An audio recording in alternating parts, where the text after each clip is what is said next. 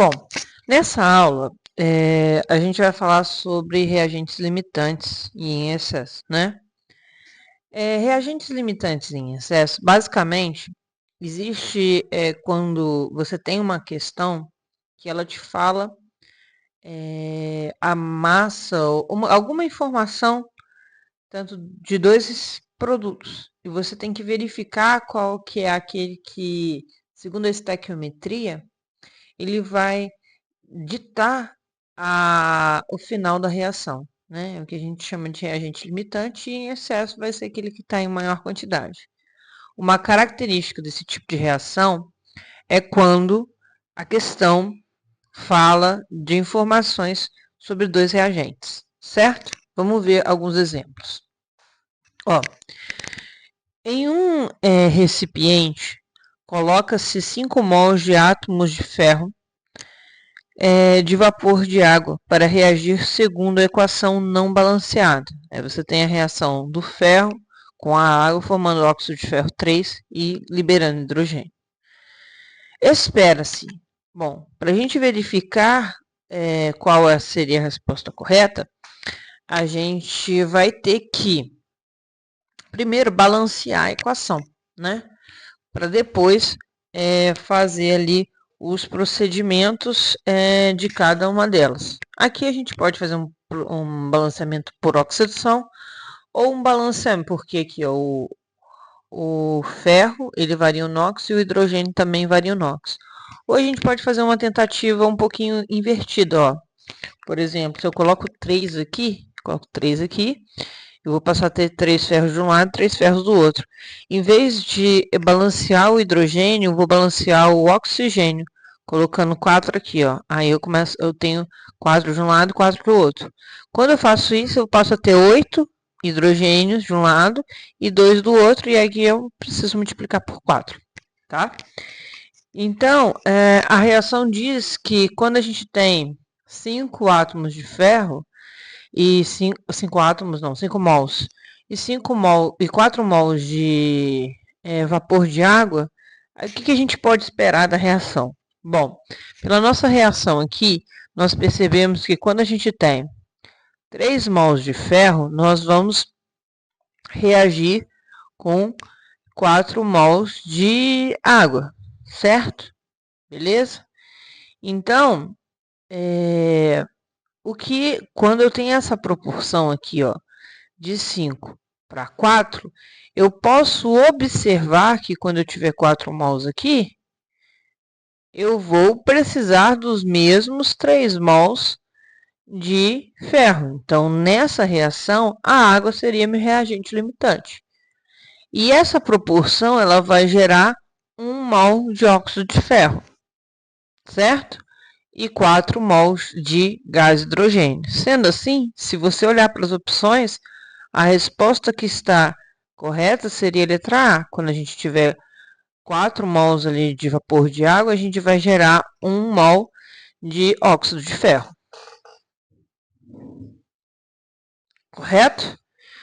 Vamos para outra questão. Ó, na reação equacionada x e y forma x e y, a razão entre as massas de x e y é 0,5. Então, x dividido por y é igual a 0,5.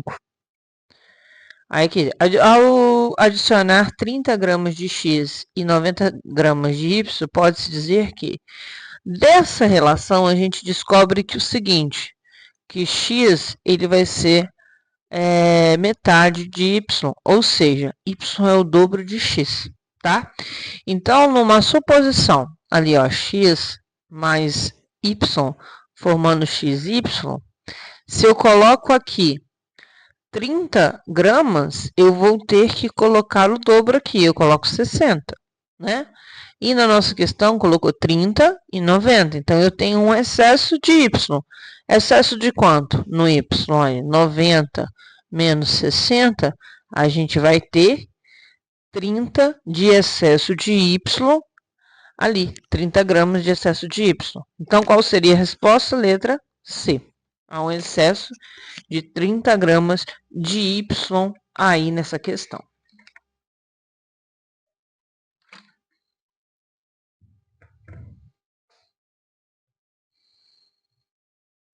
A próxima questão diz o seguinte: em uma experiência na qual o metano queima em oxigênio, gerou dióxido de carbono e água. Foram misturados 0,25 mols de metano com 1,25 mols de oxigênio. Aí tem a reação, né? E a pergunta da letra E é se todo o metano foi queimado. Justifique sua resposta. E a letra B, quantas gramas de CO2 foram produzidos? Também justifique sua resposta. Primeira coisa que a gente tem que ver se a reação está balanceada. Eu tenho um carbono aqui e um carbono do lado de cá. Eu tenho 3 oxigênios aqui e 3 oxigênios do lado de cá, certo?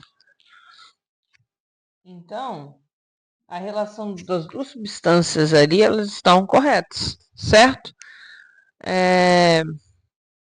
Faltaria aqui eu colocar o balanceamento aqui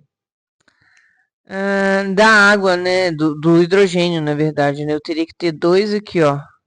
Na hora que eu gerar 2 aqui, eu vou ter 2 aqui, mais 2 aqui, eu vou ter 4 oxigênios. Então, eu vou tirar esses 3 meios aqui e colocar 2 aqui, certo? Então, ó, um carbono, 4 hidrogênios, 4 hidrogênios.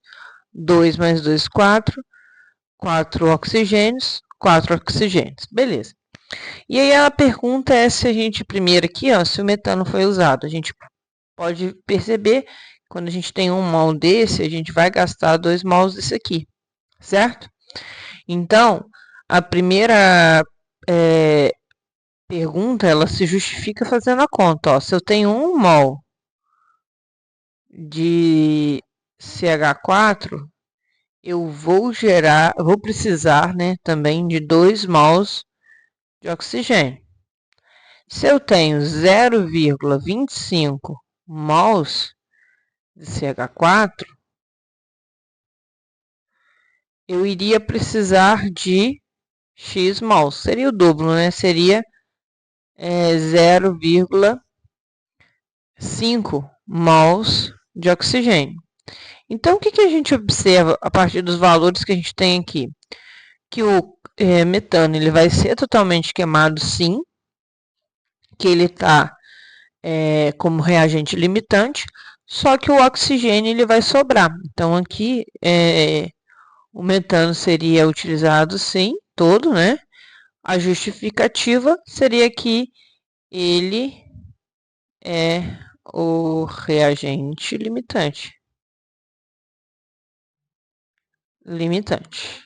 Certo? Ou limita o final da reação. Ok. Quantas gramas de dióxido de carbono foram produzidas? Bom, para a gente fazer uma relação ali com o produto, eu tenho que usar aquele que limita o final da reação. Então, se eu tenho aqui 1 mol de metano, ele vai gerar 1 mol de CO2. Eu teria que calcular a massa desse trem aqui, ó. Massa molecular do CO2 vai ser 1 vezes 12 mais 2 vezes 16. Isso aqui vai dar um valor de 32 mais 2, 44 gramas por mol de CO2. Então, 1 mol vai gerar 44 gramas.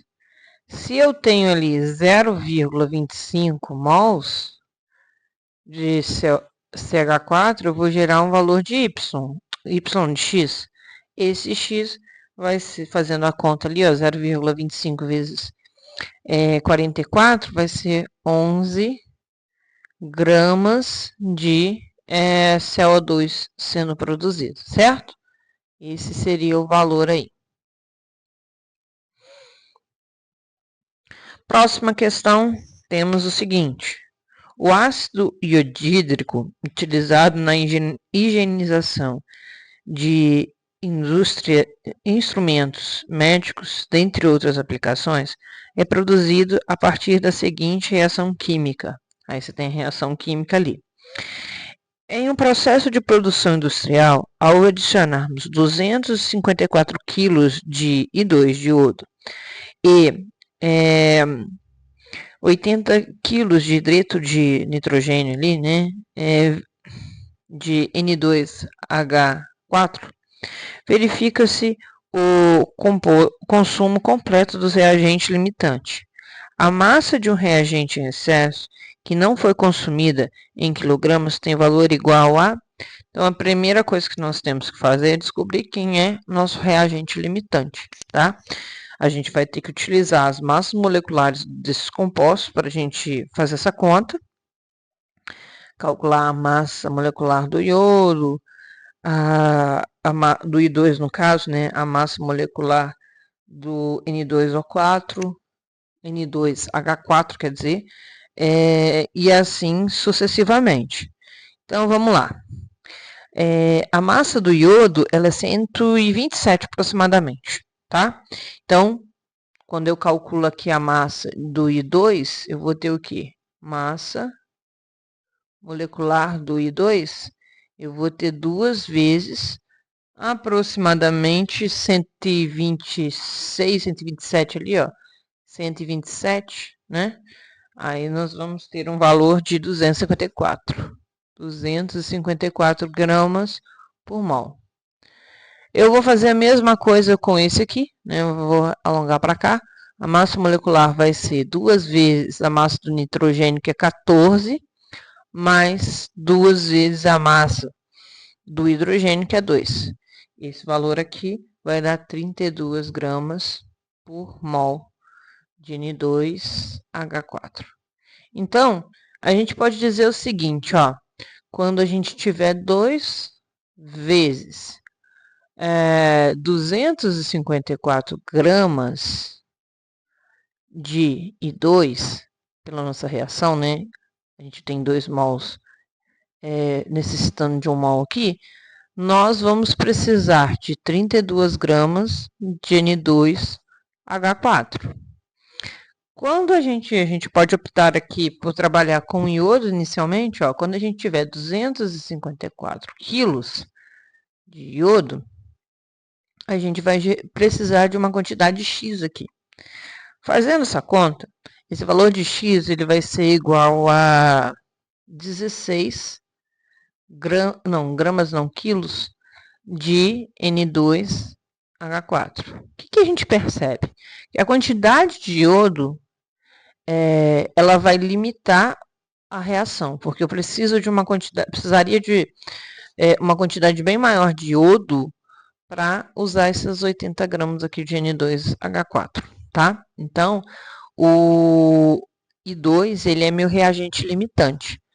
E o N2H4, meu reagente em excesso, tá? A pergunta foi com relação ao quanto sobra do reagente em excesso. Então, a gente sabe que a gente tem 80 quilos, e desses 80 quilos, apenas 16 vai ser utilizado. Então, a gente vai ter aqui, ó, 64 quilos de N2H4 sobrando ali, certo?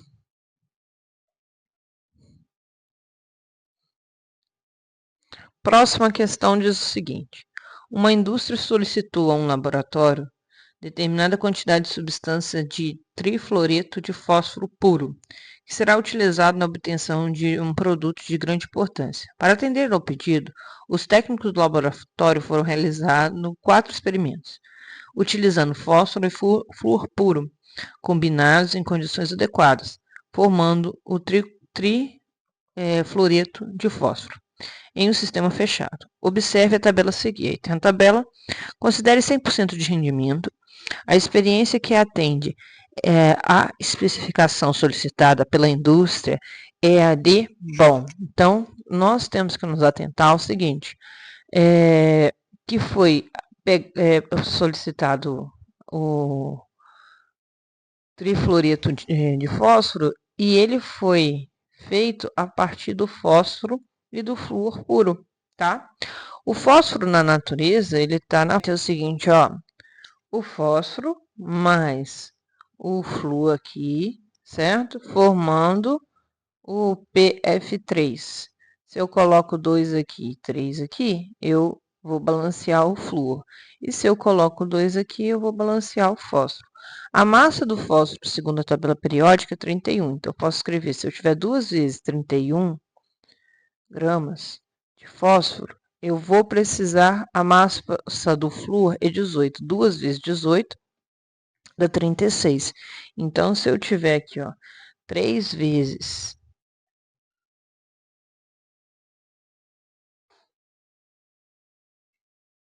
Na verdade, é 19. A massa do flúor é 19.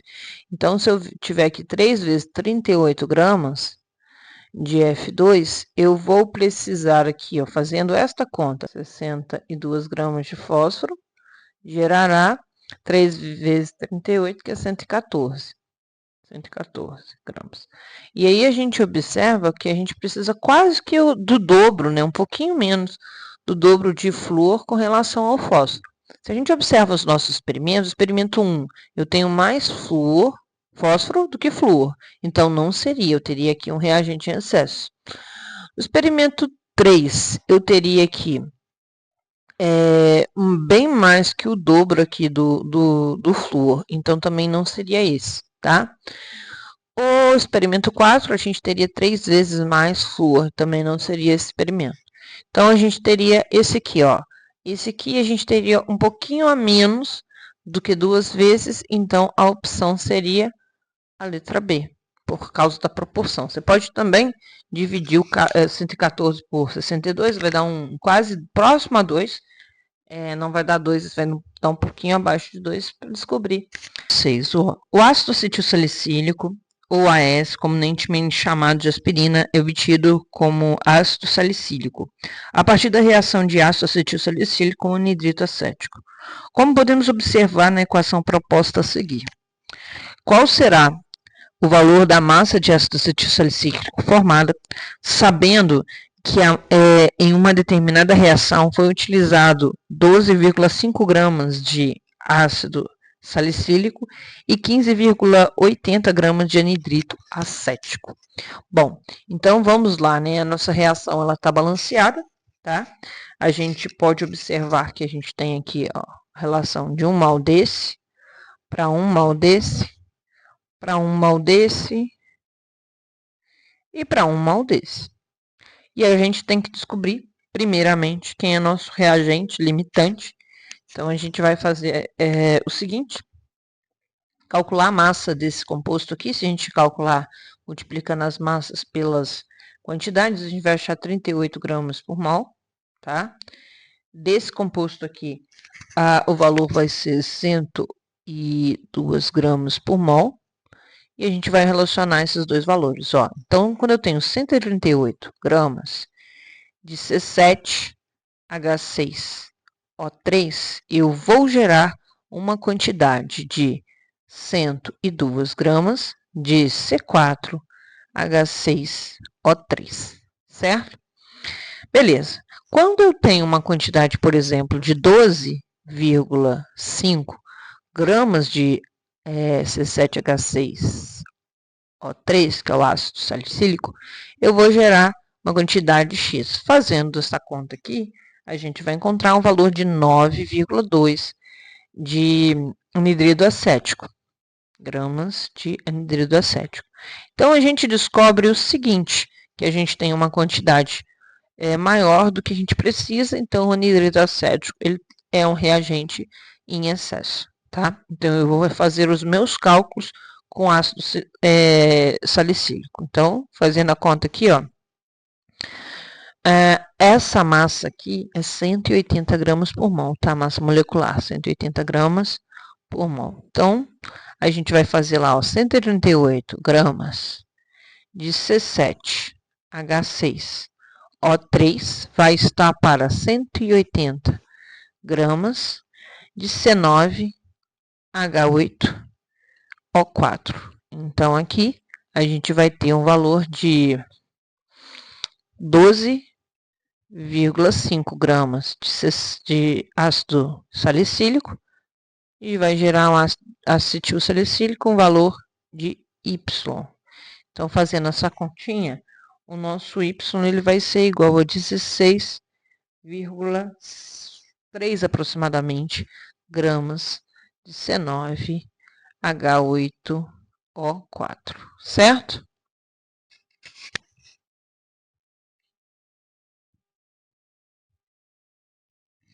Então, vamos lá, ó. Questão de número 7 diz o seguinte: o cromo metálico pode ser reduzido pela redução de óxido de cromo com alumínio segundo a reação. Aí ela está balanceada, tá? Segundo a reação completa, pela mistura de 10,8 kg de alumínio com 15,2 kg de óxido de cromo, responda ao que se pede.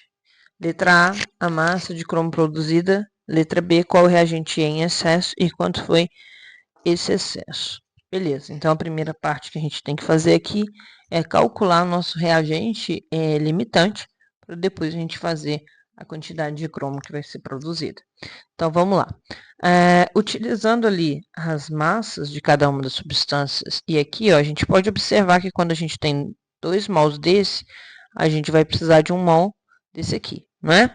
Então, 2 mols de alumínio vai ser 2 vezes 27 AL, que vai gerar a massa molecular desse aqui. Fazendo a conta aqui, a gente vai achar um valor de 152 gramas por mol. Só multiplicar a quantidade pela massa que é fornecida aqui.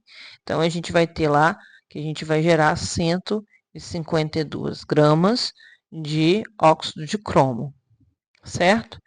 A minha pergunta é, quando eu tiver, por exemplo, 10,8 quilos de alumínio, quanto de óxido de cromo eu vou precisar? Fazendo esta conta, a gente vai achar um valor de 30,4 quilos. Então, a gente observa que a gente tem uma quantidade de óxido de cromo maior, a gente precisa de uma quantidade maior do que a gente tem. Então, quem é meu reagente limitante? O óxido de cromo, tá? Beleza. Vou usar ele para fazer a segunda parte dessa reação aqui, dessa resolução aqui. Então, quando eu tenho 152 gramas de óxido de cromo, eu vou gerar ali 2 mols de cromo, que vai ser a mesma coisa que 2 vezes 52 gramas de cromo. Quando eu tiver 10,8, como ele é reagente limitante do cromo, eu tenho que utilizar, o óxido de cromo, eu tenho que utilizar essa quantidade aqui. Eu vou gerar uma quantidade Y. Então, Y vai ser o quê? Y vai ser, calculando o valor ali, a gente vai encontrar um valor de 10,4 quilos de cromo produzido. Qual é o reagente limitante e qual foi esse excesso? Bom, meu reagente limitante em excesso é o alumínio, tá? O excesso é o alumínio. E a gente precisa saber quanto de alumínio a gente precisa. A gente pode refazer a conta ali de cima, ó. Só que em vez de AL, usar a informação do alumínio, a gente usar a informação do cromo, Cr2O3. Aqui eu vou ter 10,8 quilos de óxido de cromo e eu vou precisar ali de uma quantidade de X. Fazendo essa conta da quantidade X aqui, nós vamos achar um valor de 5,4 quilos de alumínio. Essa é a quantidade que eu vou precisar. Mas quanto que eu tenho? Eu tenho 10,8 quilos de alumínio. Menos 5,4, a gente vai achar um excesso de alumínio de 5,4 quilos. Então, essa seria a resposta e o alumínio seria a substância em excesso ali, certo? Vamos para mais uma questão que diz o seguinte: o processo a seguir é um dos que ocorrem nos catalisadores dos carros. Você tem o monóxido de carbono reagindo com oxigênio, formando dióxido de carbono. Determine o número de moléculas de CO2 formados na reação de 2 mols de CO e 2 mols de CO2. Então, o que a gente vai ter aqui nessa reação, né? Ela já está balanceada e a gente pode observar o seguinte, que quando a gente tem aqui 1 mol desse, a gente precisa de meio mol desse, né? E gera 1 mol desse. E aí a gente vai ter que saber quem é nosso reagente limitante. Bom, fala que eu tenho 2 mols de cada um, né? A quantidade de CO2 é o dobro da quantidade de O2. Então, quer dizer que o meu reagente limitante seria o CO2. Quando ele terminar, essa é a sua reação. Então, aqui eu vou gastar, no caso, seria 1 mol de O2, né? Então, eu vou relacionar ele com a questão do CO2. Quando eu tenho 1 mol de CO, eu vou produzir 1 mol de CO2. Se eu tenho 2 mols de CO, eu vou produzir uma quantidade X. Fazendo a quantidade aqui, vai ser 2 mols de CO2. Beleza? Vou fazer mais uma questão aqui. Questão de número 9 diz o seguinte: o sulfeto de zinco pode ser preparado em laboratório pelo aquecimento de uma mistura de zinco com enxofre. Uma mistura de 13 gramas de zinco foi aquecida com 32 gramas de enxofre. A alternativa que indica a quantidade máxima de zinco, de sulfeto de zinco em mol que pode ser formada na reação é... Bom, então o que a gente vai fazer? A gente primeiro vai relacionar ali e descobrir quem está sendo o meu reagente em excesso. Eu sei que a reação está balanceada, 1 mol desse precisa de 1 mol desse, certo? Em termos de massa, a massa do zinco é 65 e a massa do enxofre é 32. Então, eu posso dizer o seguinte, que quando eu tenho 65 gramas de zinco, eu vou gerar 32 gramas de enxofre. Beleza. Quando eu tenho, por exemplo, 13 gramas, que é a quantidade que fala aqui, ó, 13 gramas de zinco, eu vou precisar de uma quantidade X de enxofre. Fazendo essa conta aqui, nós vamos encontrar um valor de 6,4 gramas de enxofre. E aí a gente pode perceber que o enxofre está em excesso, né? Então, eu vou trabalhar para a nossa segunda reação com o zinco. Então, nós temos o seguinte, está perguntando a quantidade em mol desse aqui. Então, nós sabemos que quando a gente tem 65 gramas de zinco, nós geramos 1 mol de sulfeto de zinco. Quando a gente tiver 13 gramas de zinco, nós vamos gerar uma quantidade Y. Então, Y vai ser igual a 0,2 mols de sulfeto de zinco. Essa seria a quantidade aqui, certo? Seria a resposta letra B.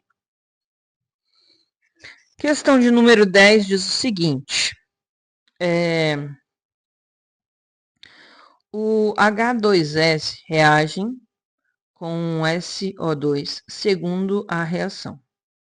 Assinale entre as opções a seguir aquela que indica o número máximo de mols de enxofre que podem ser formados quando 5 mols de H2S reagem com 2 mols de SO2. Então, pela nossa reação, o que a gente observa? A gente tem 2 mols desse para 1 mol desse, né? Então, a gente precisa do dobro de H2S para 1 mol de SO2. E aqui a gente percebe que a gente tem mais de H2S do que o dobro. Então, o que nós vamos fazer?